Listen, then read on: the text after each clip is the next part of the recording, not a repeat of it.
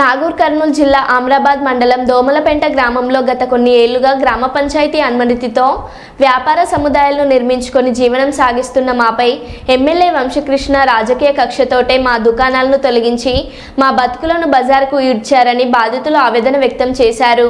దోమలపెంట గ్రామంలో ప్రభుత్వ అనుమతులు లేకుండా అనేక వ్యాపార సముదాయాలను ఏర్పాటు చేసిన వాటిని గురించి పట్టించుకోకుండా కేవలం రాజకీయ కక్షతోనే అధికార బలాన్ని ఉపయోగించి కేవలం బీఆర్ఎస్ పార్టీ మాజీ ఉప సర్పంచ్ కటకం మహేష్ దుకాణాలను తొలగించారని గ్రామస్తులు ఆగ్రహం వ్యక్తం చేశారు.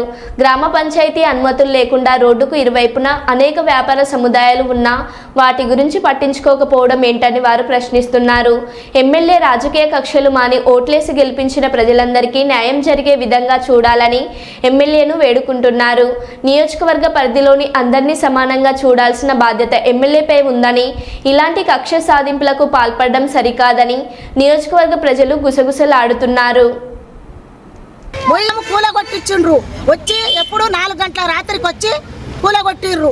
అయినది ఎవరు ప్రజలు ఊళ్ళో ప్రజలు ఎవరు రాకుండా కూడా కూలగొట్టిర్రు. అదే కాంగ్రెస్ నాయకుడు మొయిస్కు 5-6 రూములు ఉన్నాయి. ఇక్కడి నుంచి ఇప్పుడు చెప్ పోస్ట్ కానించి ఇక్కడి వరకు ఉన్నాయి. ఎందుకో కూలగొట్టారు. అయినది ఈగలపంట వరకు ఉన్నాయి. అయినాయి కూలగొట్టాలి. అయినాయి కూడా ఎంతవరకు అయినా సిద్ధమే. కోర్టుకైనా పోతాం, హైకోర్టుకైనా పోతాం. ఊకోము ఇప్పటి నుంచి. ఇక ఎంతవరకు చేస్తాడు సంపని ఆయన ప్రాణం పోతామని పిల్లలు లేరా? ఫస్ట్ పిల్లలు ఉన్నారు. ఇది ఒక న్యాయమేనా?